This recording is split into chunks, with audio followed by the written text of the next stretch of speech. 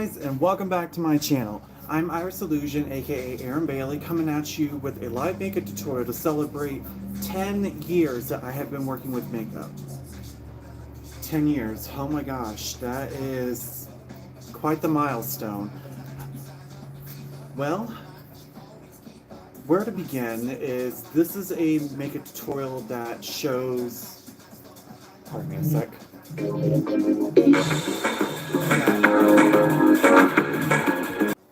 Sorry about that. Thanks, Jordan. So, we are going to work on a makeup tutorial that shows my signature looks, which today I'm going to be treating you guys to my favorite, which is my traditional siren look. So we are going to be playing with quite a few blues. I'm going to play with some rhinestones, along with just showing you the steps that I take to do my face, which may or may not work for everyone, but this isn't a discouragement, but you can also take these steps and apply it to your makeup as ways to maybe better some of the techniques. Everyone has a different facial structure. Everyone has different skin, different chemistry. Sometimes they're a little more sensitive to products. But we are just gonna sit here, have fun, enjoy ourselves, listen to some music, and just go with it. So starting off with makeup steps, I'm going to be priming, and I use a few primers. My makeup is kind of a fun chemistry, if you will. I mix and match foundations, I mix and match powders, primers.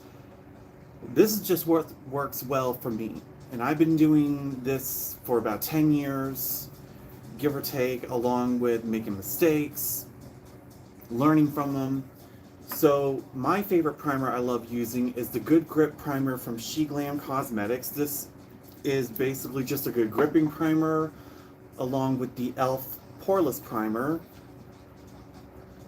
and then just a little bit of my Jelly Grip primer from Essence Cosmetics, known as the Fix and Last. And then for a little good measurement, just to make sure everything is all flat, I'm going to use the Stay Matte primer from Rimmel Cosmetics. Like I said, I work myself like a chemist here when it comes to my makeup. So these are just basically my steps. You can dwindle it down to maybe 1 or 2 primers. I wouldn't think so. Really the only expensive one, so to say, the e.l.f. Putty Primer is about $10 at Walmart. $8 online from their website, maybe $5 or $6 from Ulta. And as far as the Rimmel one, I don't know if they're going to be continued here in the US, because my store has completely zeroed out Rimmel. I don't know if Walgreens would still carry them, but I just want to use it to make sure that my face is a blank canvas, because I want to make sure all my natural male features are erased so I can carve out a more feministic face, which is my ultimate goal with makeup. But makeup in general can help enhance the natural features you were given to create new features that you may not notice before. But this is just basically my steps. Now, when it comes to foundations, I love... Are they in stock often, or are they usually sold out? Normally they're pretty in stock. A lot of people don't go for Rimmel just because a lot of people think, well, when it's inexpensive, they think it's cheaply made. Quite honestly, even Dollar Tree makeup can have a good hit or miss depending on what you're looking for. For the start of my foundations, I love kind of creating a base tone using the Profusion Feel Good Skin Foundation along with the Revolution Super Matte Foundation, roughly about $6 versus $5. And I mixed them together in a custom little cushion foundation that you can get off of Amazon for about almost $8. And we're just going to take a Real Techniques foundation sponge. It's basically like a skin complexion sponge, and we're going to use this to kind of... oh, I'm actually skipping a step here. I'm going to be taking a Hard Candy Glamouflage Full Coverage Foundation, which has a own stick applicator. I'm going to apply this strictly over where my brow bone or my brows and my sideburns used to sit at, just to give a little extra coverage, so that way we're covering up any of the dark hairs.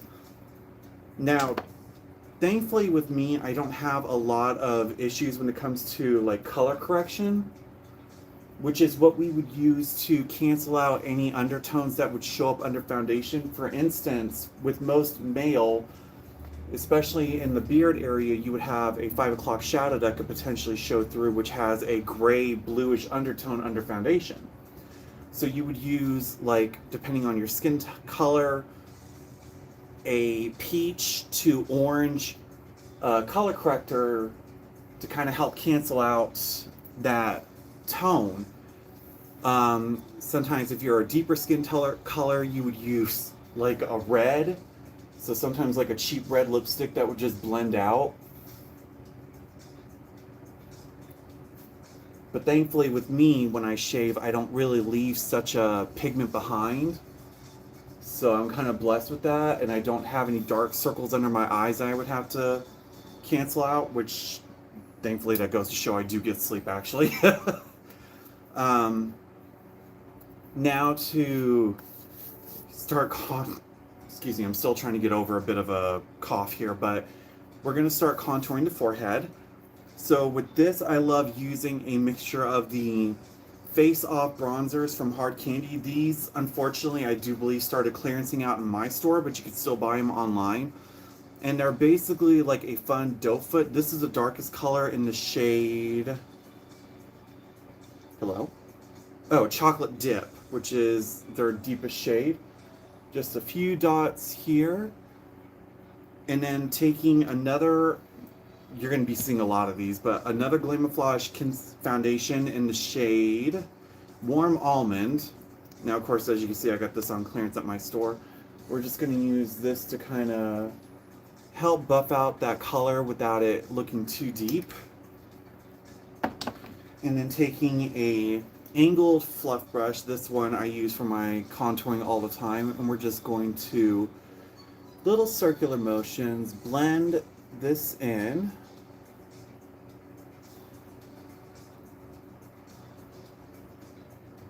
And you can see that that Warm Almond kind of helps cancel out the super deep of that Chocolate Dip, but at the same time it shows a little definition there.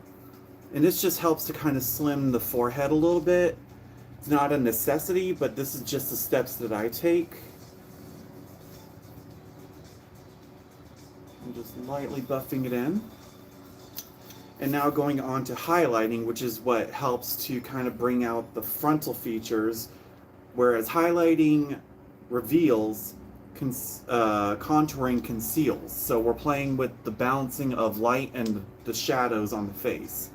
And then taking the lightest foundation, which is Ivory, and we're just going to use this to pop 1, 2, 3, and 4 dots on the forehead. And then just using a bit of a buffing brush. This is just some generic one I got off of Amazon. We're just going to buff out that highlight so that way our forehead kind of has the definition firsthand.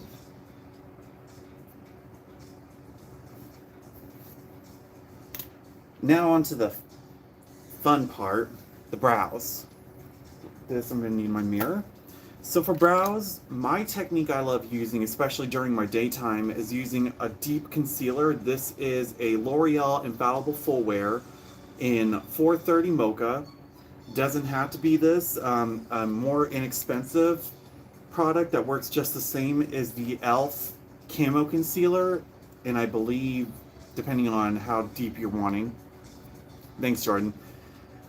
So, and then I take a Dip, Shape, and Go NYX brow pen or marker brush, and just taking a little of the concealer just to coat it on the brush.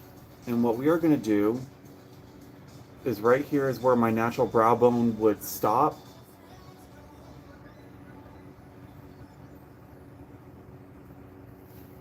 as a start. And then tracing right along, connecting the tail.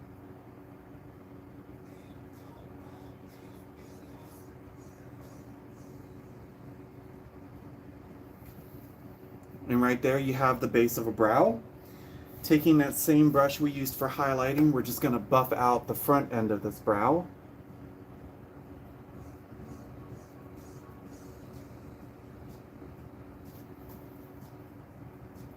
And there's a start. Forewarn, symmetry is not my best friend. No matter how often I think it works, at the end of the day, I notice my brows could be a little off. Make it your thing. You just got to make sure they're relatable. I'd be lucky enough if they're same tenants in a different apartment complex, one living on the 11th floor, one on the 7th. So now we're going to do roughly the same on the next side.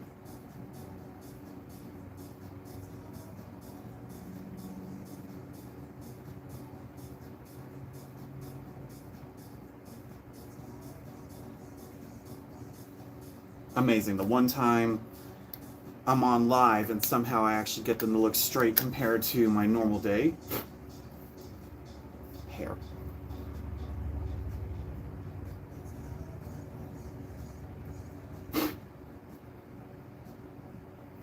One thing about cheap brushes is that the hairs come out, but it's the price you pay. Alright, so now we're going to set the forehead. The reason why I do my makeup this way is so that way when we do shadows, none of the fallout of the shadows will mix into the foundation underneath. So this is just my way of doing my makeup, to where you do the forehead, upper half first, and then setting the rest, and then doing the rest to clean up. As far as powder, my setting powder is concerned, mine is a mixture of quite a few bit of Airspun, mainly the extra coverage translucent with a hint of either honey beige or naturally neutral depending on the time of year. When it comes to the honey beige, that's usually a little bit more pink, which helps during the cooler seasons to give myself a more pink undertone, while naturally neutral has a more yellow undertone, which kind of gives me a bit more of a tan during the summer. So just sort of depends on the time of the year. I change up my powders to make sure that it all matches along the time of year.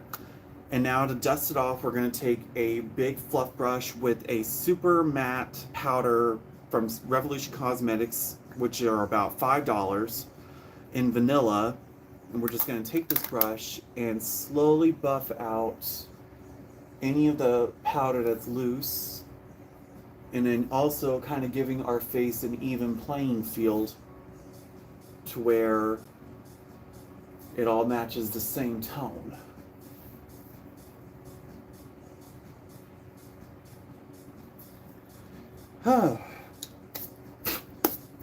Now on to finishing up these brows.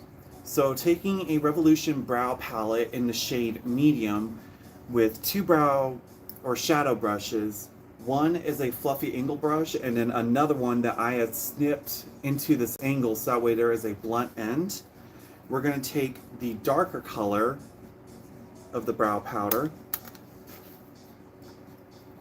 and we are just going to start filling in the brow.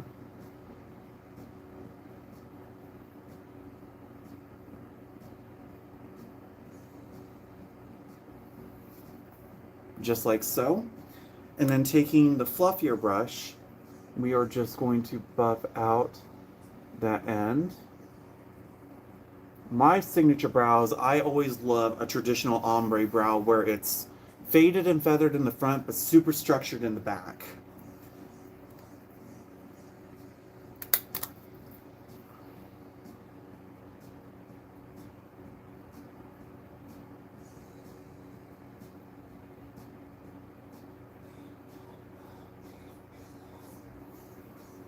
Okay.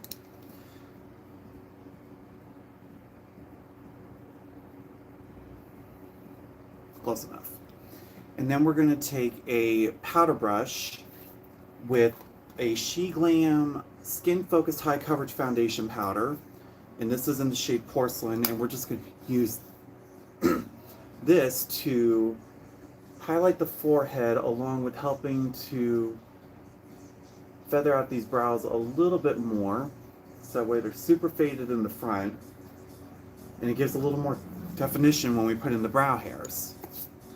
Speaking of brow hairs, our two products that we're going to use today is a Ulta Instant Tint Brow Marker in Deep, along with the Essence Cosmetics Lash Princess Liner in Brown.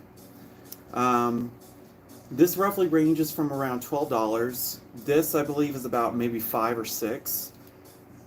As far as the SheGlam powder, I believe it's about $8 if I remember correctly. You can buy most of SheGlam's products on either Shein, I would recommend using a throwaway Visa card, or Amazon. So with the brow marker, the skinny one, this is what I use to give the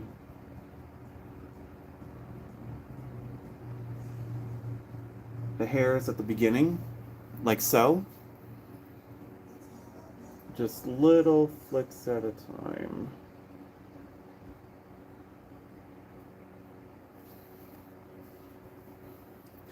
A little expensive for this, but in comparison to a lot of the prestige makeup, shoot, like Anastasia is probably roughly around $30, which is why I always tell my customers, it's never the brand, it's how you apply it. Roughly, you could actually just use this on its own if you have a steady enough hand to just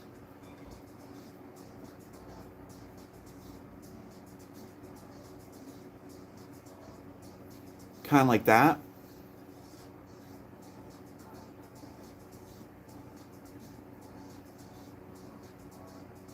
But unfortunately, like every other brand that I looked for to find any brow markers, really couldn't find it for as cheap as that, unless you get like a brown felt tip eyeliner marker. It could roughly do the same thing. Believe you me, my hand gets shaky too sometimes, especially when I'm hyper focusing, which is probably where I believe my ADHD kicks into, where I'm sporadic everywhere else, but when I start focusing, especially on detailing with the makeup, I kind of just lose focus on everything else. To clean up with the brows, we're going to take another Glamouflage foundation with a flat concealer brush. Just a little bit on there. And we're just going to clean up the undersides.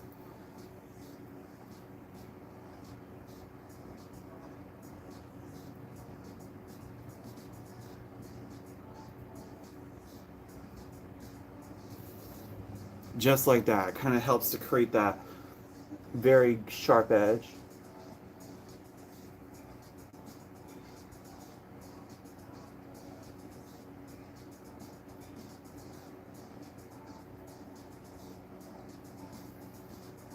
Close enough before I mess them up any further. And then taking a fluffy just a fluffy brush in general, we're just going to buff out that foundation. Either little swipes or just tap, because when you're working wet product on top of powder, it can either get a little cakey or a little messy. But thankfully I used a light hand enough just to make sure that nothing cakes up underneath. To set it, now this is my choice. Oh yeah. I like using a bright whitening highlighter powder to set my under eyes, especially if I'm doing bold, almost drag looks. So this is a Physicians Formula Bitter Butter Illuminating Powder. And this will just give our brow bone a nice highlight along with a slight shine.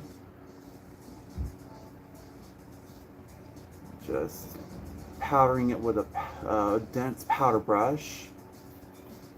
So it kind of gives that under eye or that underbrow highlight, which can be a hit or miss. Either that or you can use a mattifying powder like this Rimmel one.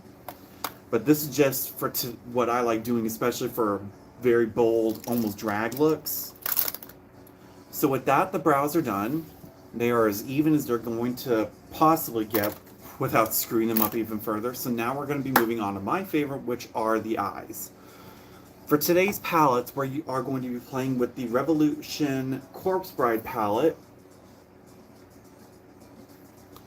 along with the Revolution Forever Flawless Ice palette. So we're going to be playing with a lot of blues. This is going to be my signature Siren-esque look. So when it comes to makeup, honestly, my biggest thing, don't ever focus on the finite details, because then you're going to get frustrated and then you're going to lose the interest. It's all about a journey. I didn't get this far with my looks without practicing almost every single day.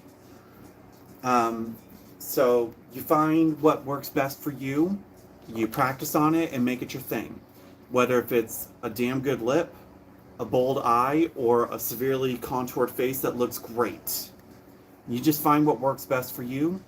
Watch tutorials, see how others do their makeup, but don't forget that every person has a different face.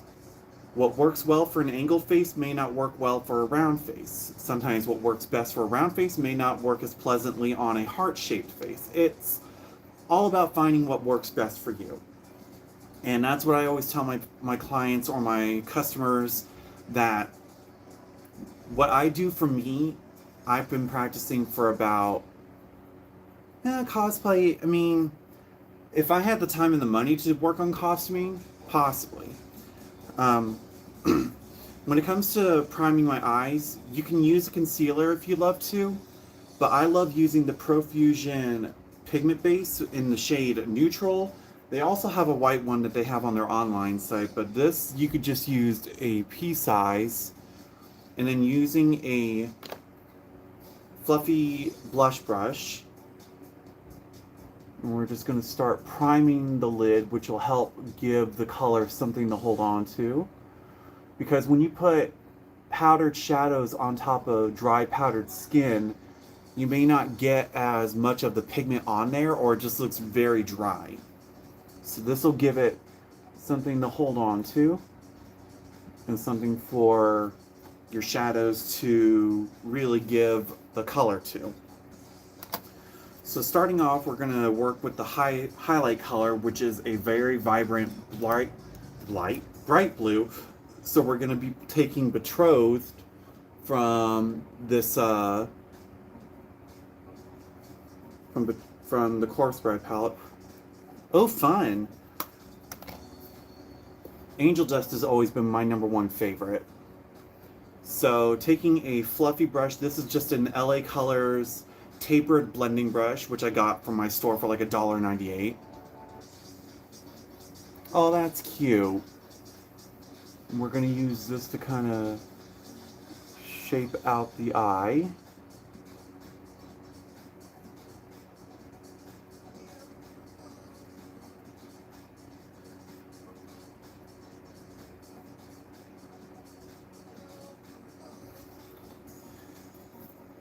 And when it comes to eyeshadows, it's all about the blending. It's going back and forth whether if it seems like a lot of work or not.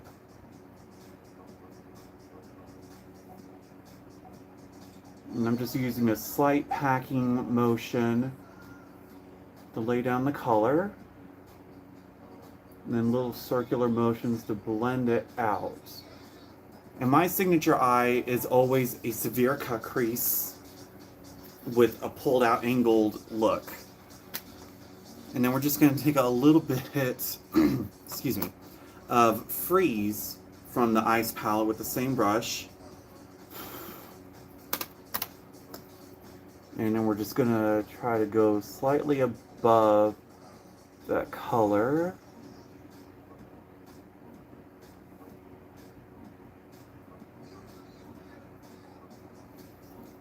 And taking a more dense brush, this is an angled shadow brush from the same brand. And we're going to take Iceberg, which is this rich blue right here. And we're going to use this to help define the crease a little bit.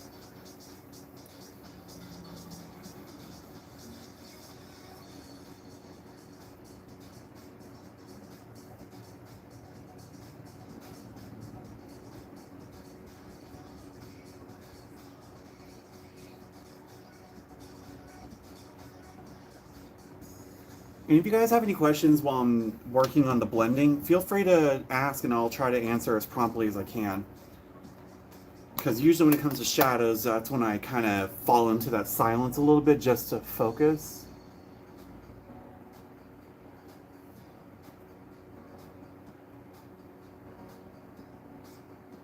Blues, I think, are probably some of the best colors to work with, even though some people kind of want to say, you know, blues fall into that that whorish line, so to say. But if you know how to work it just right, then you can make almost any color work for you, no matter what people say.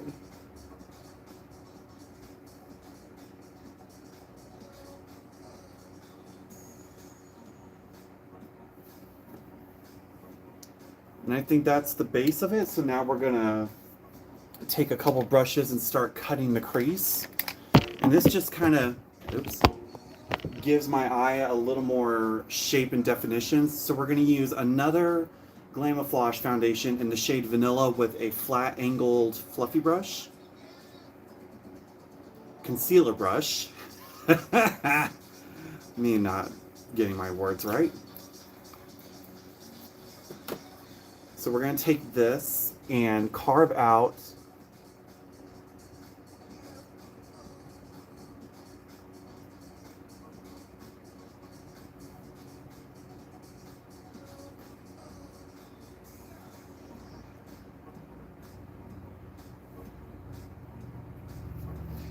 and then taking a fluffy brush. This is what I strictly use for blending out the concealer foundation.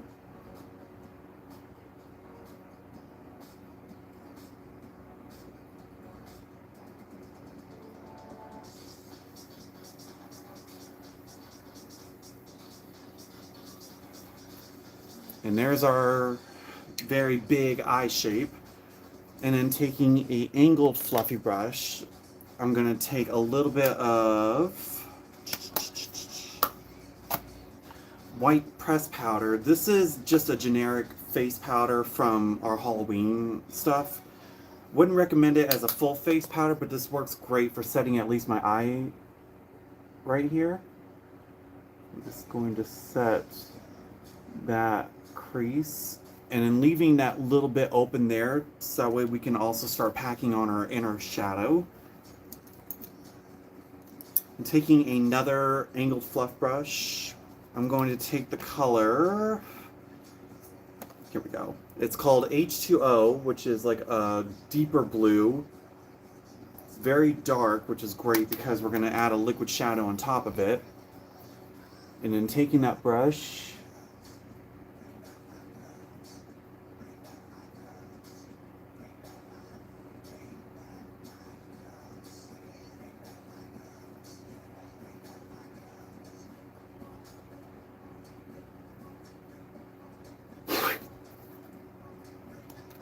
so we're just using it to set the lid, but we're not going to keep it that dark. We're going to add something to really make it pop.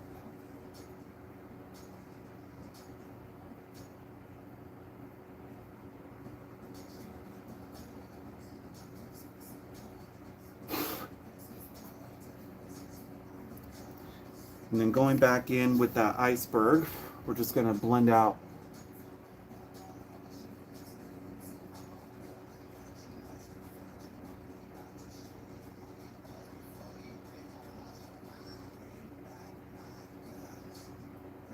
oh yeah. And on top of that blue,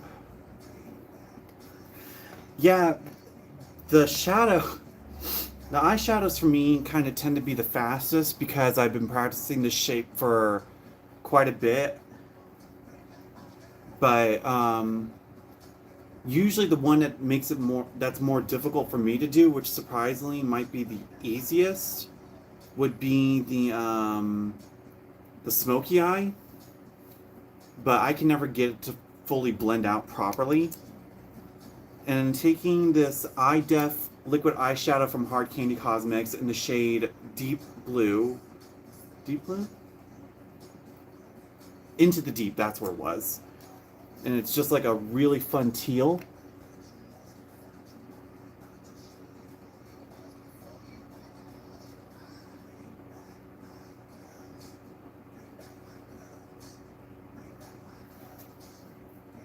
Oh, God. There's nothing better than a damn good eyeshadow that just works. And then taking that same brush that we use with the H2O, we're just going to blend out these edges here so that way it's not just stuck there. And the reason why I left that bit of a gap is where my liner is going to go. Oh God, when I first started doing makeup years ago, roughly, I think even some of my more basic looks took about almost 3 hours just because I was still trying to learn how to apply it. Like some of my looks, especially with my Dollar Tree makeup, I would just imagine taking the 3 colors out of a shadow palette and blending it together. I look like I gave myself a black eye. And would go to work like that, and somebody would thought that I got hit. And I wish I could say I was joking, but when I was a novice at this, let's see. When I first started about 10 years ago, I would literally just play with lipstick colors, anything from simple pinks to vibrant blues, and just play with those. And then it evolved into playing with shadow, then eventually foundation, then the contouring. And the funny thing was, I would always arrive to work early to start the first half of my face, which was the brows, the foundation, and the contouring. Then at lunchtime, I would do the eyes and lips and finish it up by then. Thank you. But now I would do everything either early in the morning, which if I have to be at work by 6, I would then have to basically be up by 3 to get a cup of coffee, start at about 3:25 to shave and everything, and then be out the door by 5. And that would depend on how detail-oriented the looks would be. And I like to play with stuff that would be out of the norm. I always say I put the B in subtlety and the X in extra. Just to have fun. Because I like to be a walking billboard of product to show people that you can play with the cheapest stuff. What look took you the longest? I would say 2 years ago, on Halloween, I did my version of a Banshee, which was the skull, smile, and a very glamorous eye. That took roughly about maybe almost 3 hours. Because I also had to get into costuming, which was the wig, the body, and the outfit, which I still have to this day. It's basically a generic corpse grave ghost. Or as I guess they would call it, the corpse bride. And that roughly took about almost 3 hours to do. And now we're going to do what we did to this eye, So going back in with Betrothed with that fluff brush, we're just going to start stamping in that color to create the shape. And I usually do my liner about dead last before doing lips and lashes. So we're going to worry about that a little later.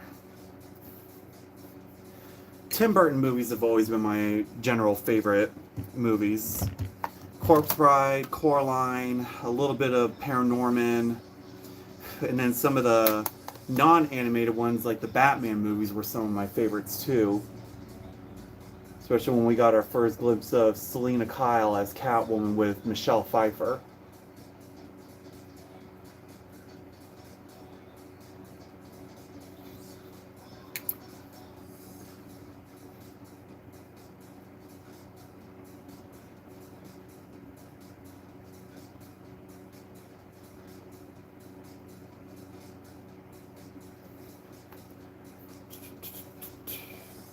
Oh yeah, Beetlejuice. I can't wait to see the second one, and especially with Catherine O'Hara and Winona Ryder coming back into the game. And Jennifer Ortega. That's going to be fun to see her working.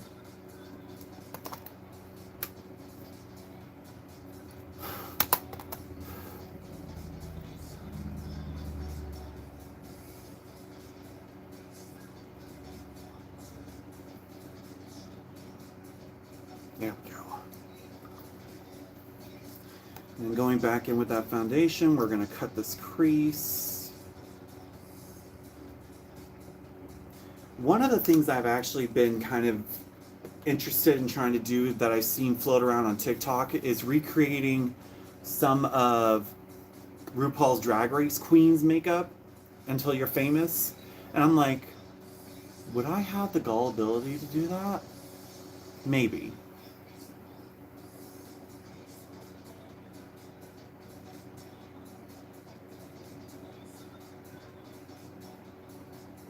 But it might be a little later down the road because it is coming close to doing my traditional 10 Pride looks for when June comes around. And this year I'm thinking of the themes being whatever is my favorite of that color. So just for instance, for pink, I'm definitely going to do another rendition of my Angel Dust look. For yellow, oh, that's going to be difficult because yellow, it's like I want to do a real fun citrus lemon look. But we'll see when the time comes around. Excuse me. Oh wow, we're already on that song. I got a list of RuPaul's Runway songs playing in the background. I'm like, oh, we're already at that one.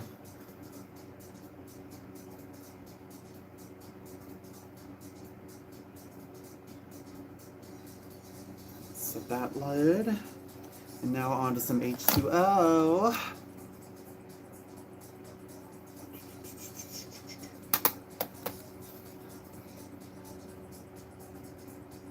Yes.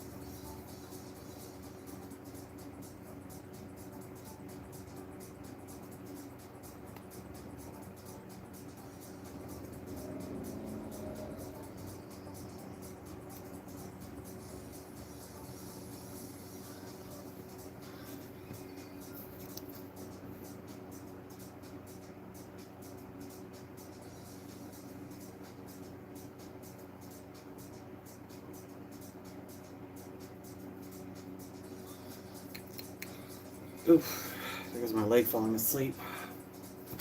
Ugh, there we go.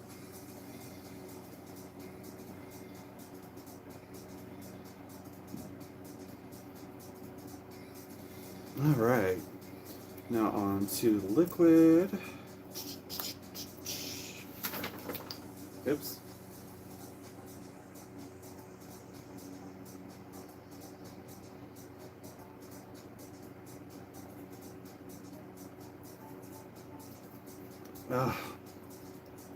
It is a shame that some of these liquid eyeshadows eventually go out of stock or they get clearance, but my god, when they work, they work.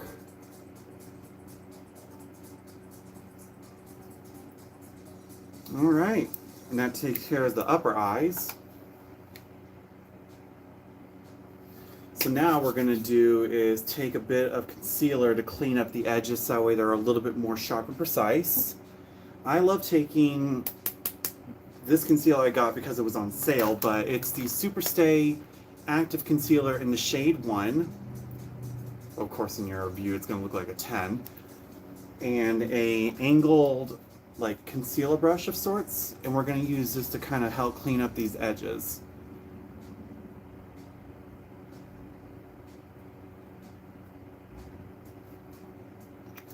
And this will also help create a base for when we start doing the highlight under the eye.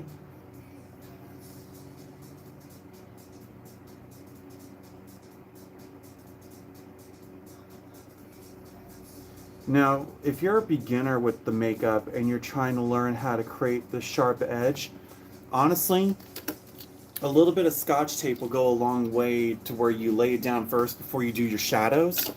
And that way, when you're done with that part, you could just peel it and you'll have that precise, clean line. This is just a technique that I kind of started doing a little bit, and it kind of works, but I always prefer using a bit of tape every now and again, if necessary. This is actually isn't as far out as I would want it. There we go. And taking that.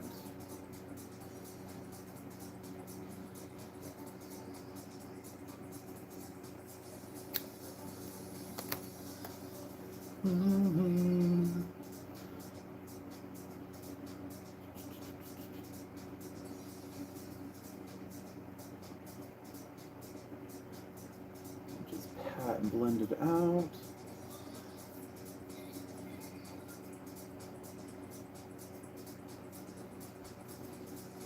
All right, now we're going to start moving on to the under eye. So taking that same foundation that we had earlier, just what's left on the brush, sponge, just going to lay down a bit of a base. And then we're going to add our highlight color.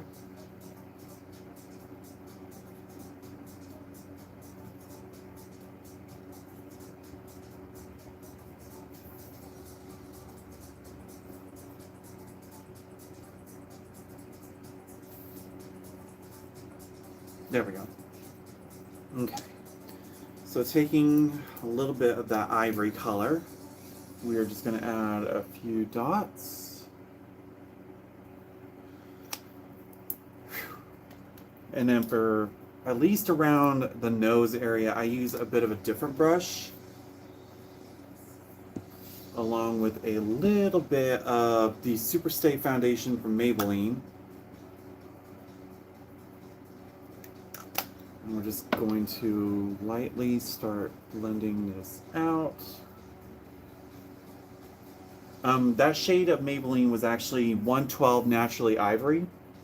So it's not as bright as porcelain, but it's enough to kind of give a realistic skin tone for the under eye. I'm just using the brush with a light packing motion, just tapping away.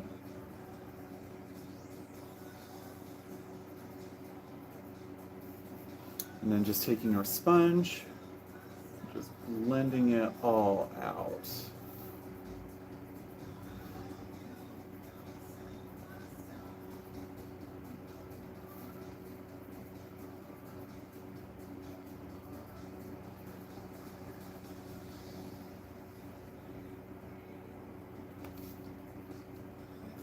Just a tappity tap tap tap.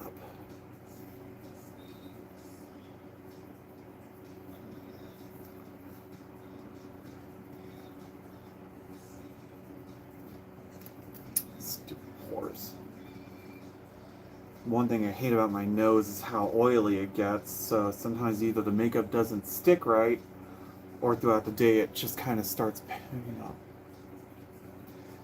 What's funny is actually, during high school I used to draw.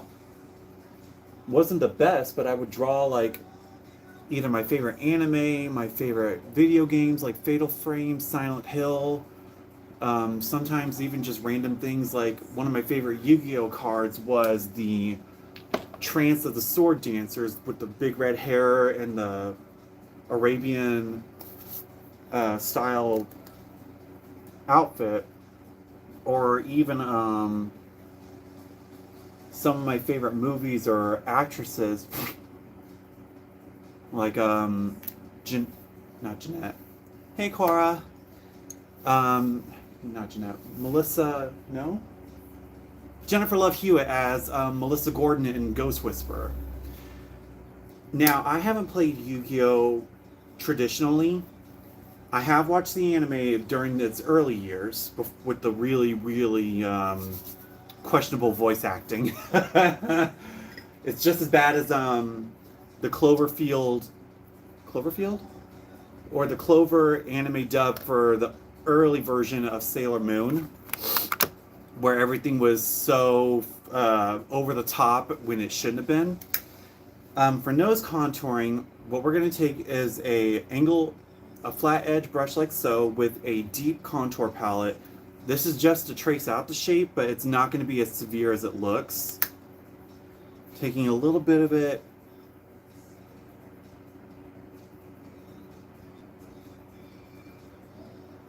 And then just tracing down the sides here.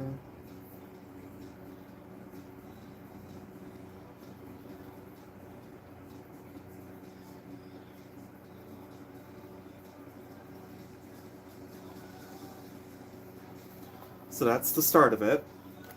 And then taking just a little bit of that warm almond color. Boop, boop, boop.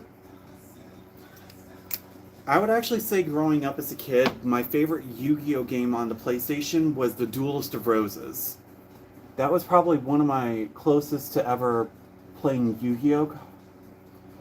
And I have collected some of the cards over the years, more of the older style cards, not the newer ones with all the mech and everything from like Yu-Gi-Oh! GX or something like that.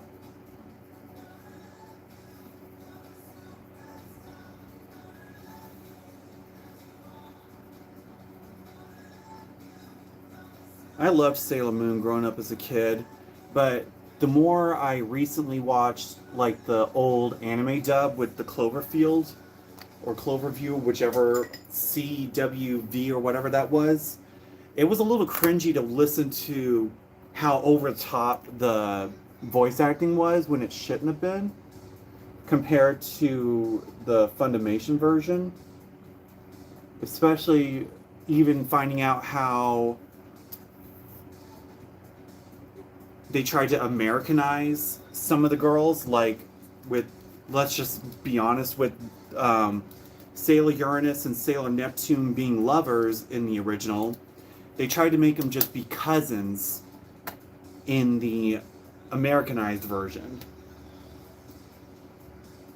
And instead of it being Haruka and Michiru, it was Aurora and Michelle. Or, in the biggest case, Usagi being Serena. Just to make it a little bit more American and a little bit more easier to pronounce.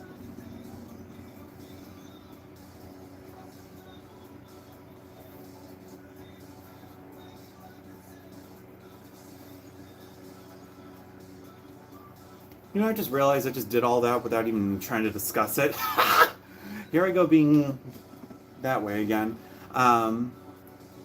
The inspiration for today's look, it's my traditional siren. So I love playing with blues, very dramatic, very glamorous, very shiny. So we're just playing with some blue tones, having fun. For the foundation that I used before, it's the same first two, Profusion and Superstay, or Super Matte, and then taking another Superstay foundation and 120 Classic Ivory, just to kind of help give a little more coverage down here because of my beard area. Thanks, Cora. And I'm blending it all the way down my neck, so that way there's not a harsh line. And then just taking my generic AOA high def brush and then just kind of blending all this down. And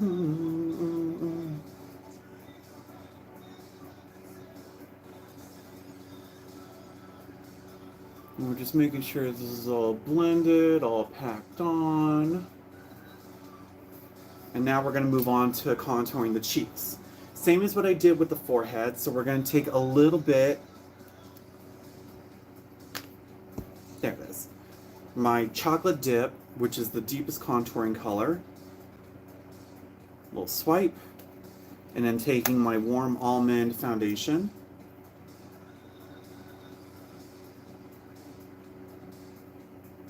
and then my fluff brush from before, which is just an angled, sorry, you put something down, you lose it.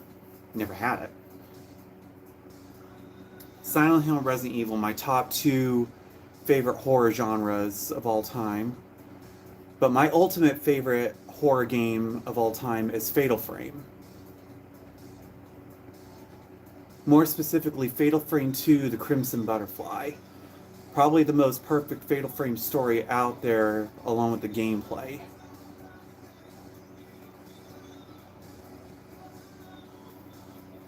And there we are. A nice contour chink in comparison.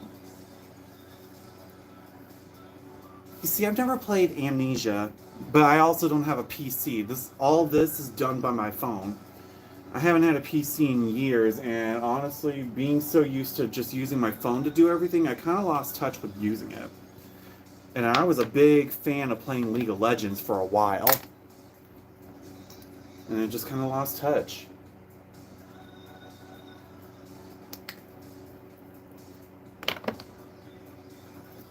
Alright, and now same thing, just kind of buff it out, drag it about.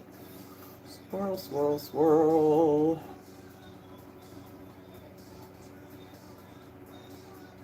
And say what you will, but I believe everyone has a makeup face, and it could either be something ridiculous or something kind of glamorous, but you never know.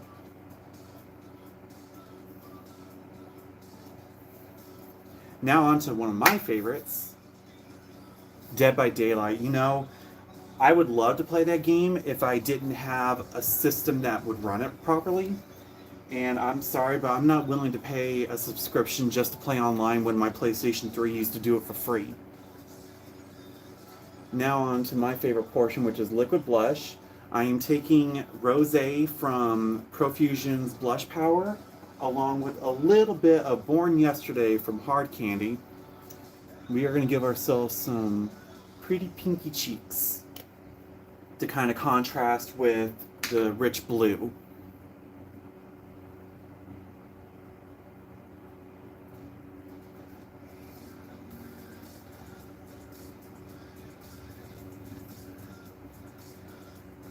Well, you see, for the longest, it's not a hair. That is a hair. Crap.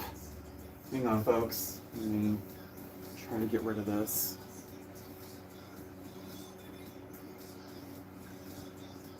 There's 1, 2, 3. Jeez. Hate it when that happens.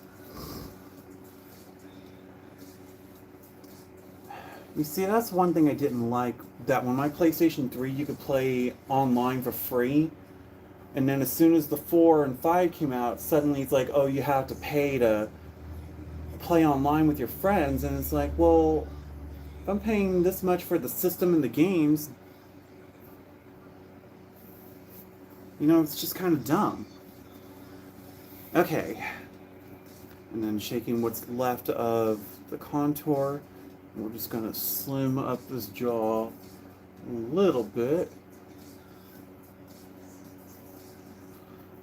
Alright, now it's time to powder everything down. And using my Airspun powder and a fat old powder puff.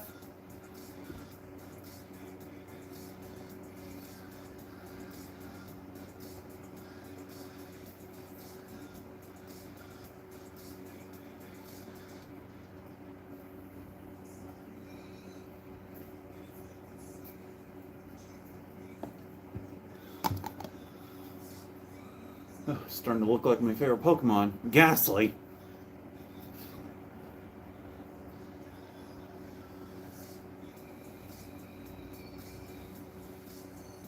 No, if we were really going to be real, my favorite Pokemon of all time has always been Castform. I am a weather person by heart. That's why I love living in Oklahoma, where I'm by Twister season. So, why not my favorite Pokemon be the weather manipulator? Whew! Alright, and then taking that same fluff brush with my vanilla press powder, we're just going to start dusting off all this loose powder.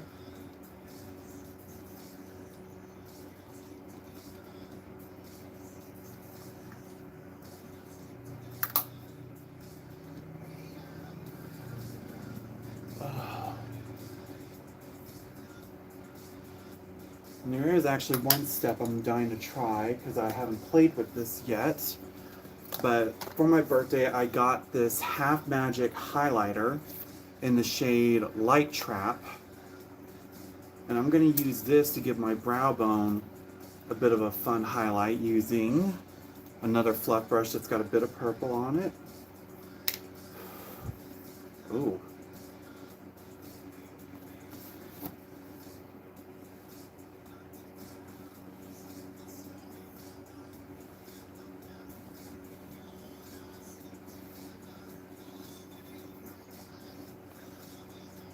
It's there, but it's just so richly purple, I don't want to risk it coming off on the color so much.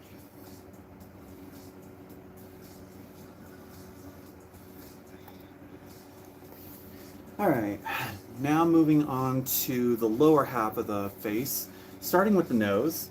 So I'm going to take a flat edge beauty sponge along with my lightest foundation powder, which is the Porcelain from SheGlam. And we're just going to trace.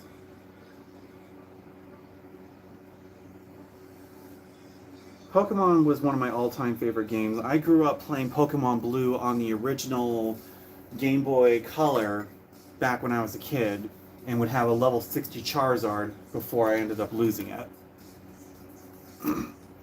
Then I played Pokemon Platinum with Pokemon Battle Revolution on the Wii.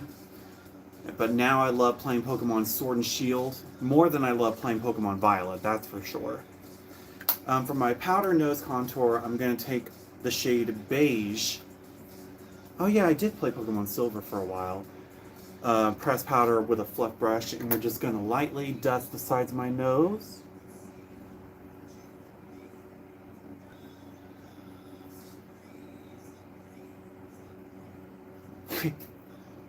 Uh-oh. And now we're going to clean up the sides of the nose to give it a little bit more of a snatched appearance by taking a translucent powder from the Fit Me collection with Maybelline. And then naturally neutral clean pressed powder from CoverGirl. And a powder puff, and we're just going to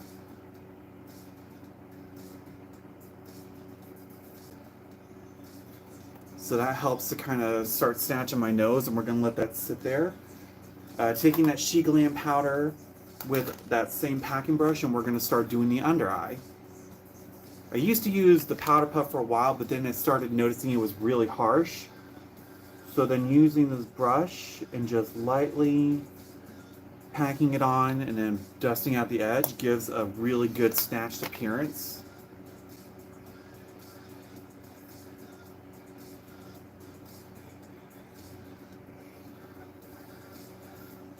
Oh yeah.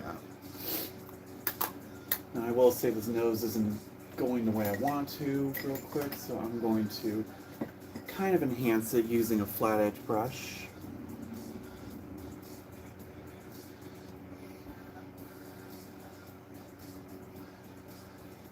There we go. Now that's better. So when it comes to contouring my cheeks and my forehead, I love using a 3 powder rule. I will have my darkest powder, which is about the same shade as like a chocolate, just a Hershey, a medium shade to help dust out the dark to where it's not as harsh, and then a light shade, which is just basically my typical bronzer color. Now, doesn't matter what the brand is. However, I only got this just because it was around my birthday and I could finally say I own a Charlotte Tilbury. But $58. It's probably a bit of a shock to hear, but I only got that just because it was around my birthday, and for me to say as a makeup person, I finally own a Charlotte Tilbury bronzer. So taking my darkest color, which is from the Creme Shop California Dreaming, with a fluffy angle brush, we are going to lightly dust her on there, like so.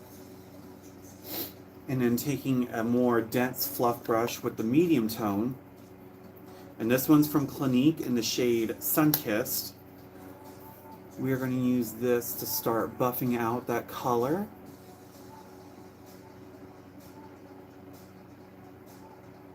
So that way it's not so dark, but the definition is still there.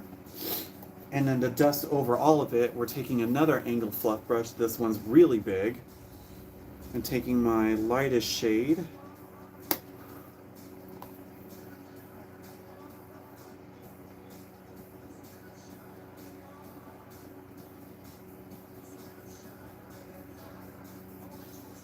So this side, and compared to that, that's how I chisel out my features the most. And then we're going to do what we did on this side onto this side.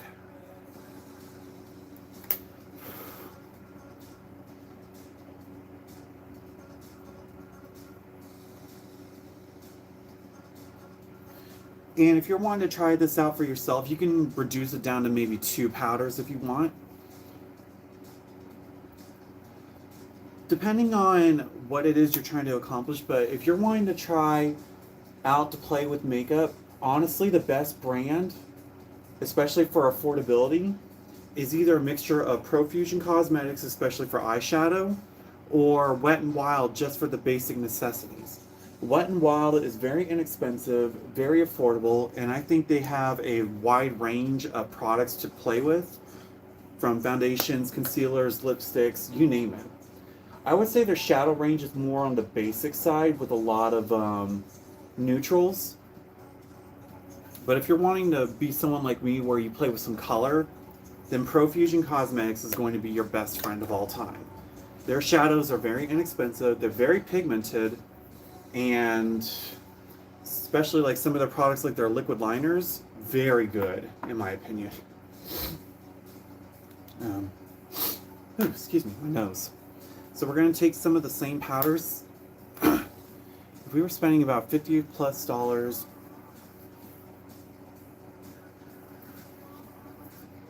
yeah, Wet n Wild, I say you could get a full face of their products for about $50 or so. Like, I think their foundations are only $5. It's a liquid foundation nonetheless, but they have a matte version versus a hydrating version, so they have a good range of foundations, primers, concealers, you name it.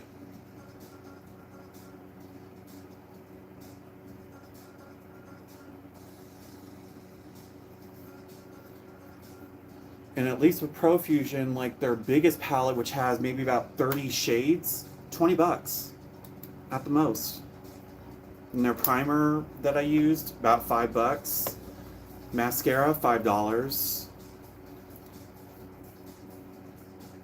If I had the money to spend, I would be sticking with Profusion and Wet n Wild left and right.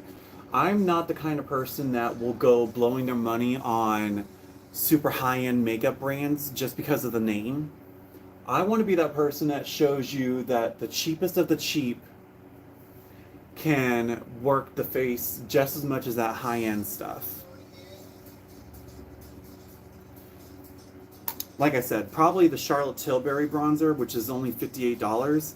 That's probably going to be my most expensive product I will ever keep. But at the same time, I only got it just so that way I could say that I own a Charlotte Tilbury. And what I'm doing now is kind of summing up my jawline, so that way it kind of comes off a little bit more feminine, a little bit slimmer, because I have this.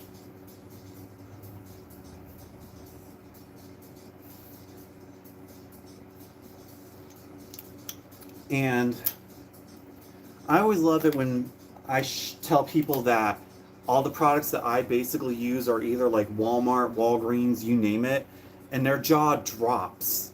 That's what I love doing the most, is being able to show people that you don't have to spend on the expensive stuff to get a full face like this. For my blush, I'm going to take a bit of ColourPop. This is part of their Swirled Pressed Blush in the shade Swirled. So it's just a fun little kind of medium peachy tone. And taking a Wet n Wild fluff brush.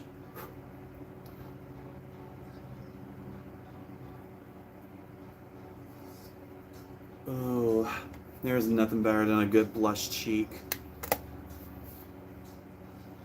even if it's not spending your money efficiently, it's just finding the right products that work for you. And you don't have to go blowing a fortune on the high end stuff, because a lot of the times that high end foundation is meant for like the elder women that are trying to find something that paints them but doesn't make them look like a whore. But at the same time, the higher the price is, the sheerer the coverage is. And I'm the kind of person that wants a full coverage to really completely cover my face and my features, so that way I can create a nude. Now we're gonna kind of cut the unders of these cheeks by using that same pressed powder foundation and my brush.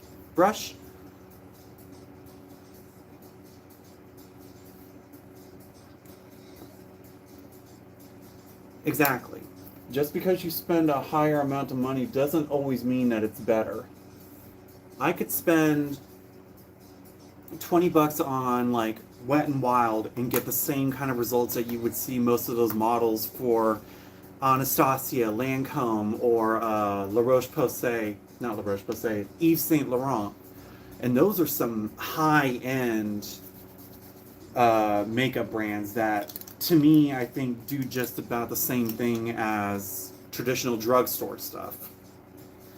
Half of my collection comes from like Revolution Cosmetics, Hard Candy, or even the cheapest one, which is LA Colors, and this works just as good.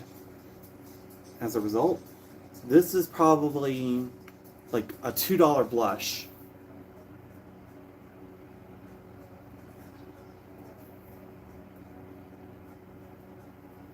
And it works just as great to give that beautiful orange sunset appearance. Whew. Now we're going to move on to my favorite portion, highlight. I want my cheeks to always radiate like a disco ball. So with today, we are going to be playing with Just Glow Stay Glassy Highlighter in Put a Ring on It from Hard Candy Cosmetics, which is this fun like fairy highlighter. Watch this. Ugh.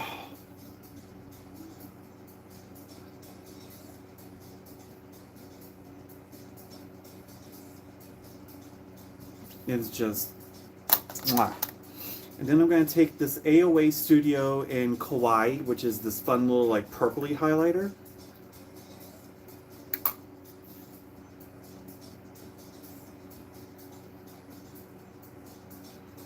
I think makeup in general has gotten more expensive, but it's not because of COVID. It's more along the lines of most of these brands becoming more vegan. So it's more natural-based products, which means it's going to cost more to make. Which, kudos to them, because that way you could say that it's a makeup that everyone can use. To whereas a lot of the times makeup could have a lot of chemicals in it that don't appeal to a lot of people. So when the formulas become more vegan, it's great that it's a little bit more natural-esque based, but there's going to be a price to pay somewhere to make it better. So I wouldn't necessarily say it's because of COVID, but it would be because of these brands trying to be a little more economically conscious, especially when they're listening to the consumers, which is great.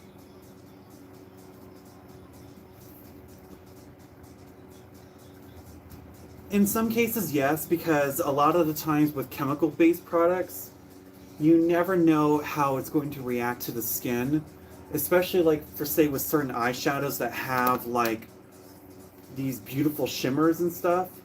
They kind of tend to use like beetle shells for those. I'm not a cosmetologist to know what the ins and outs are when it comes to the makeup, but sometimes when you use a chemical, just like with sunscreen, if you're using more chemical base, it may not have a better reaction on the skin versus one that is more natural based, especially at a younger age for like infants. that they're so sensitive to things that get put on their skin, you just never know. Well, I mean, take a look at like some of the scarabs that you would see in like Egyptian movies. How they have that sheen, that shine. That's what they would use in certain eyeshadows to give it that special shimmer. So it's just all dependent on the process. Like I said, I'm not exactly the makeup person to go to because I don't know the full ins and outs when it comes to makeup, or at least in the process of making it. But that's generally how some shadows are formed. And then they use chemicals like red number 5 or something, which in a lot of FDAs, that's not a good thing to use. Now we're going to be moving on to the lower part of my eyes. I'm going to be using a white crayon eyeliner to help open up my eye to give it this doll-like appearance. I always love using a white liner for my waterline because it opens up the eyes a little bit more, to whereas a black, granted it can be a little more of the sultry side, but it closes off the eye.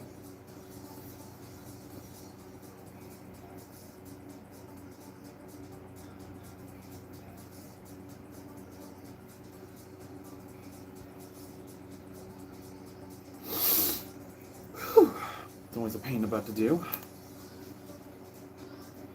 Okay. So now, to shape out the eyes, I'm going to take this angled shadow brush with a little bit of black.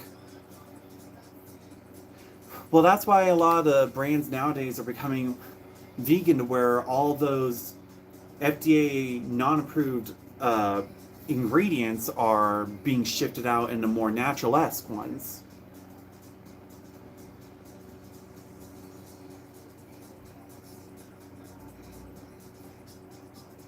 So we're just going to use the black to kind of trace out my eye shape a little.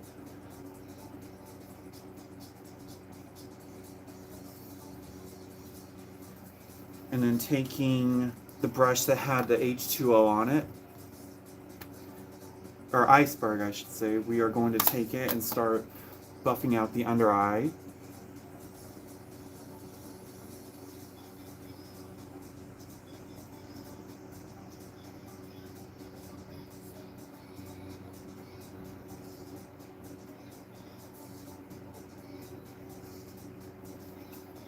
Oh, yes.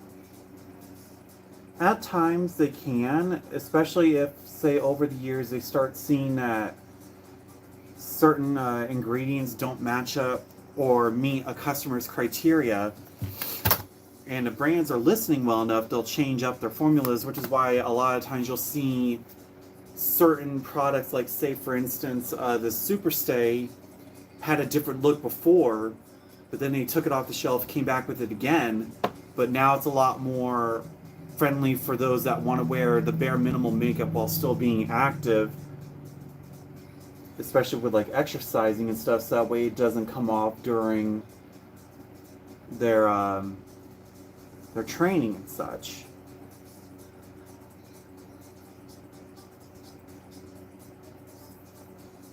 And I'm just taking a little bit of Betrothed and we're just buffing out the colors on the under eye.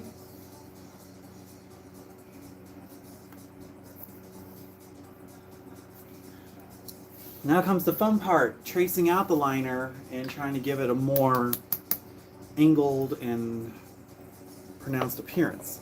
So I'm going to take this Feather ink liner from AOA Studio. We're going to use this to at least help with the under eye since it's a bit more of a stiff applique.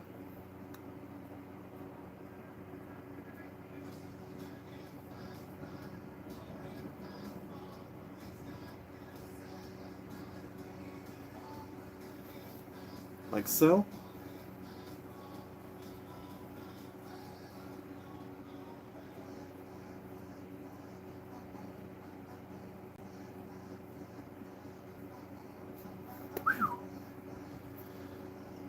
Oh, liner to me is always like the open heart surgery of makeup. Because once you screw up, it's done.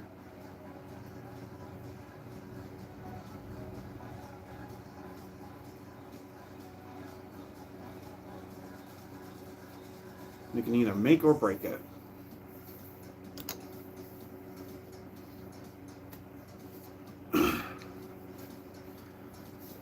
Okay, just a little bit more blend work.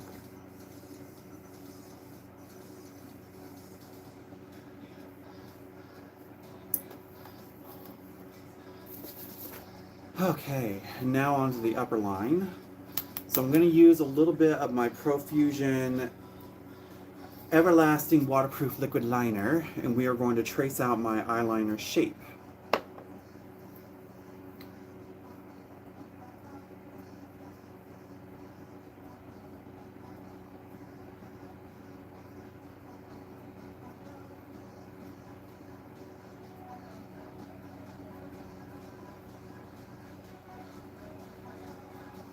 It's great for tracing out the shape, but not so good for filling in.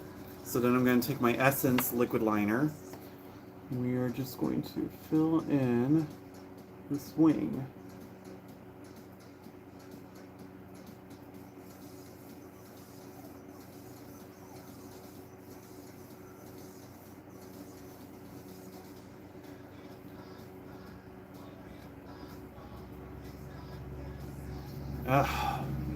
There we go. My signature is always a big fat cat wing just because I have a hooded eye.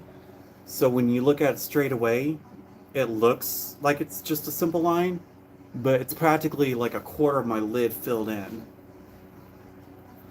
And now onto the other eye.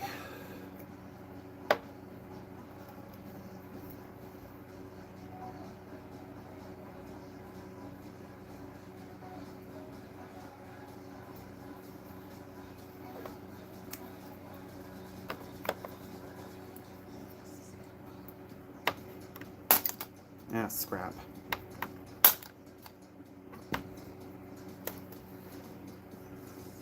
Okay.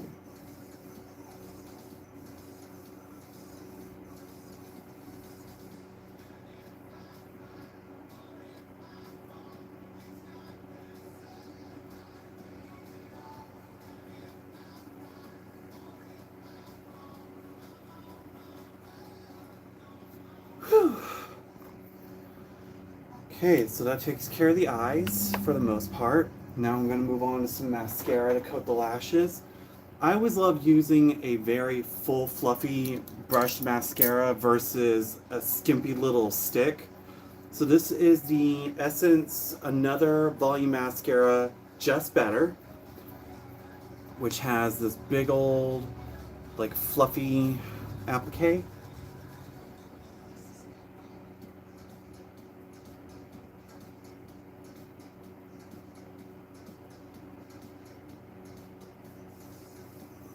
Oh, I almost forgot an important step is to brighten up these inner corners.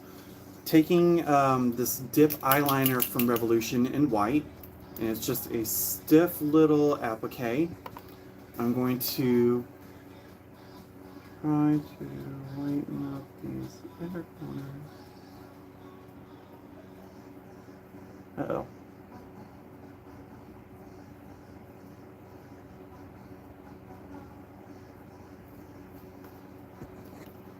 Just like so. Kind of brightens up that inner corner a little bit. Got a bit of that lash on the mascara on.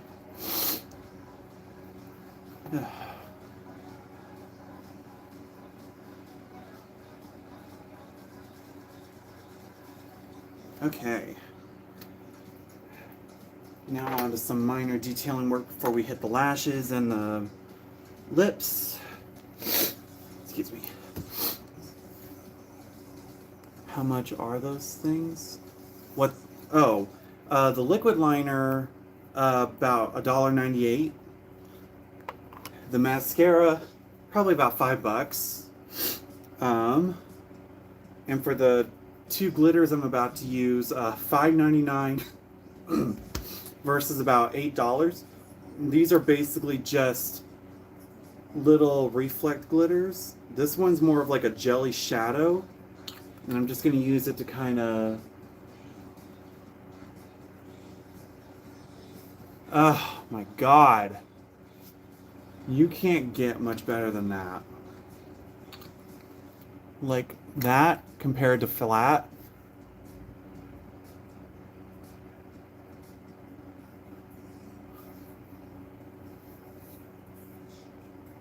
God, I don't know why I'm not using this as much as I should be.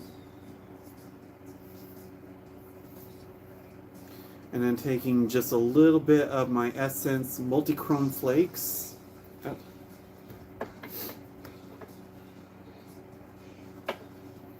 In the shade 2. Oop. I'm going to use this as well, just to create a little bit of extra highlight with glitter. Exactly. All these inexpensive products that work so freaking well, and it's like you gotta try to think that these brands are making much money off of them, and people just don't seem to realize how well they work. And that's why I always say, expensive is not always the way to go. They could be, but they also appeal to their customers more. And now we're going to take a liquid eyeshadow from Profusion Cosmetics in the shade Zen, which is basically like this iridescent white. I'm going to use this to kind of enhance the crease a little bit.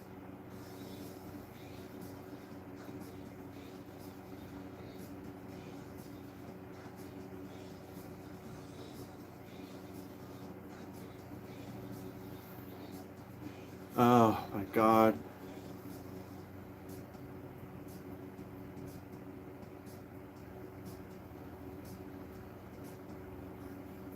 And these liquid eyeshadows are about $5. And they have so many different ones, like this one called Mood Ring. And it's like an orange with a pink. These are pretty damn incredible for their price point. And it adds that little bit of oomph. So before I go on to lips, I'm going to actually... Nope, I lied.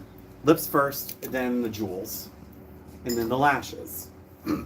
So for lips today, we are going to do a fun combo of creating a dark to light ombre centered lip using multiple shades of blue. So as a start, I'm going to be using the NYX Liquid Suede in Foul Mouth, which is like this rich, almost like navy blue tone. For today's lip, I'm going to just do a simple oval lip. So I will try to show as best as I can.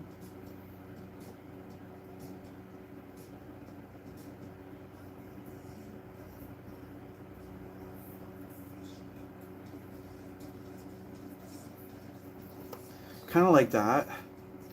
I'm going to take a lip brush to kind of help trace out the finite details a little bit. And taking just a little bit of this Maybelline Superstay in the shade Explorer. Just coating that brush, and we are going to finesse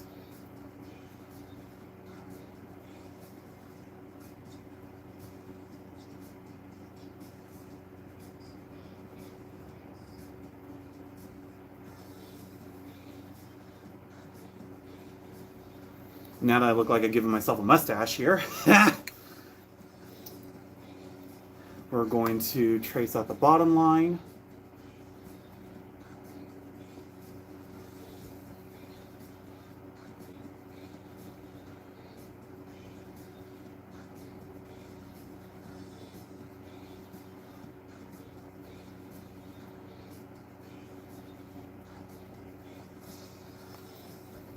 Ooh. Alright, so since I kind of messed up a little, I'm going to take a foundation brush that has a little bit of product on it. Uh-oh.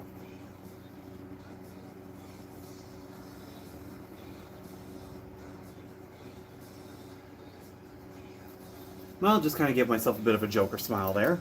Great.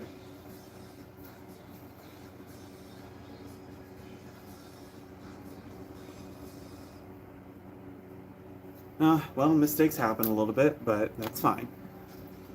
And then taking a little bit of birthday cake from the Maybelline Superstay, which is this fun, like sky blue. Just going to apply that onto my finger, and we are going to blot this around the center of the lips.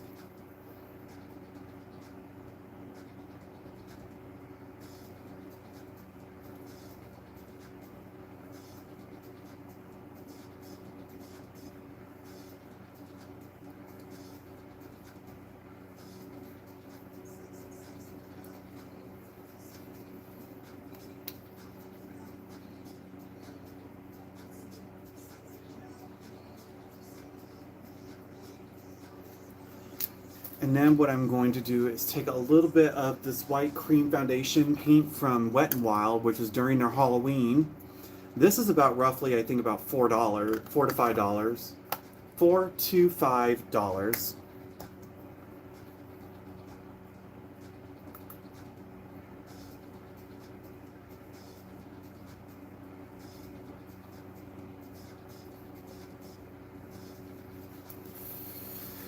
And then taking a little bit of Little Denim Dress from NYX Liquid Suede.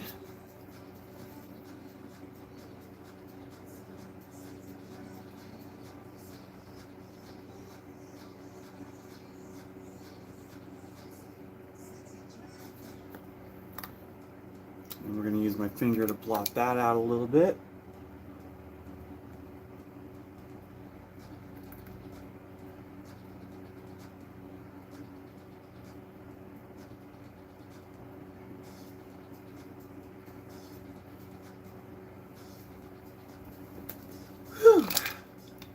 And then for the final touch, we're going to be using this Pixie Cosmetics Clos Montrelle in Sorbet, which is a fun blue glittered gloss.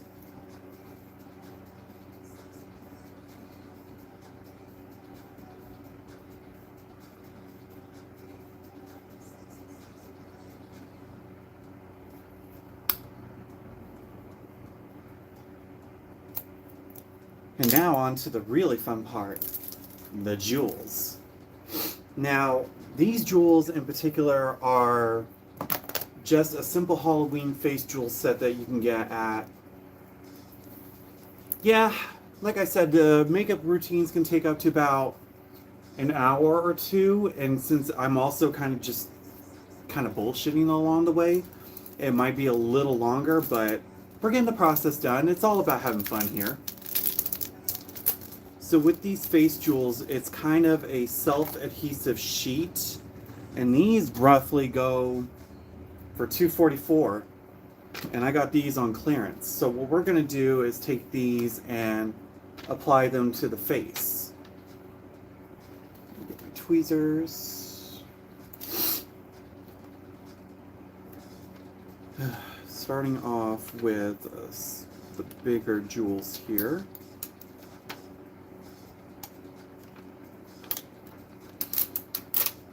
There we go.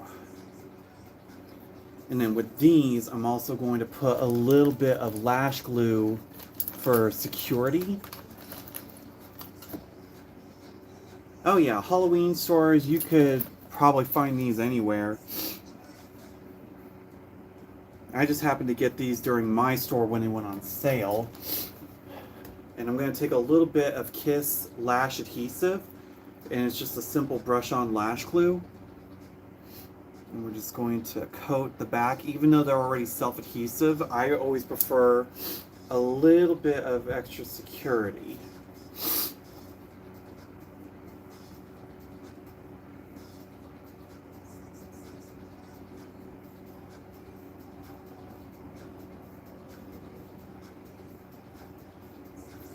Just like so. Simple little secure right there. Now on to the bottom part. Oh boy, this is always fun.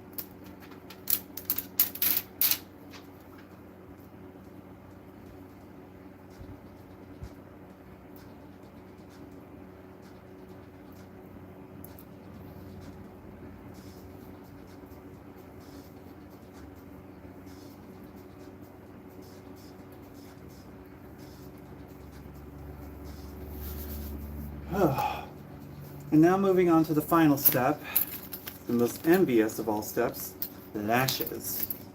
So I'm going to take some of these fun little Halloween lashes that have the little bits of glitter on them. And we're just going to pop these little babies right on.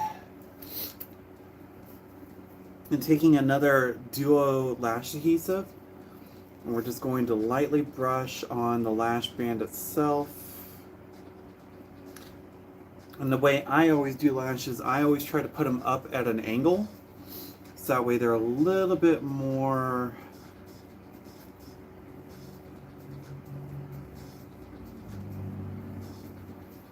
like so.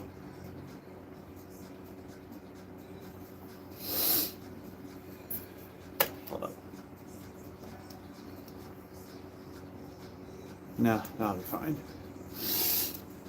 Whew. Now lash number 2.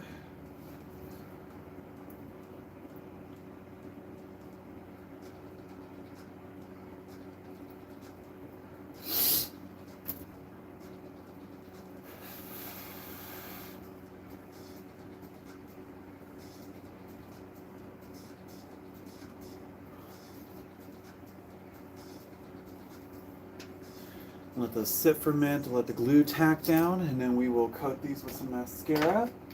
And I'll just use the same Essence Cosmetics mascara,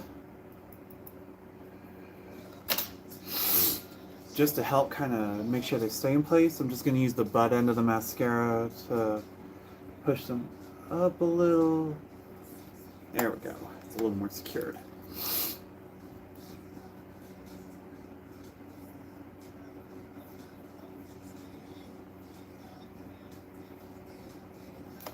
And with that said, ladies and gentlemen, and anyone in between, we have reached the end of my siren-esque mermaid style makeup.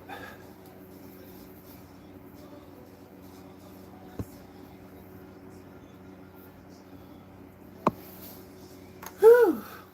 So an hour and 30 minutes, not bad for just kind of sitting here and BSing the time.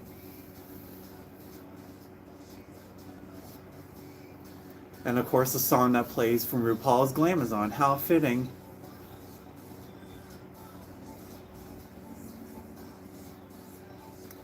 Well, with that being said, I believe that we are going to be at the end of our little fun little tutorial.